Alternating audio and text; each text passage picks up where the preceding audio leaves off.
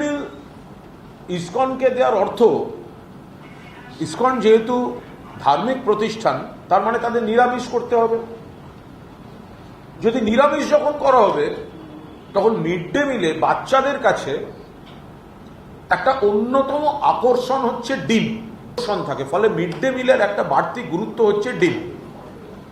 কিন্তু ইসকন যদি mid day মিলের পরিচালনার দায়িত্বে যান, তো তাহলে তারা তো কোনো অবস্থায় তাদের রীতির বাইরে গিয়ে তো ডিম দিতে পারবেন না বা আমিষ দিতে পারবেন না।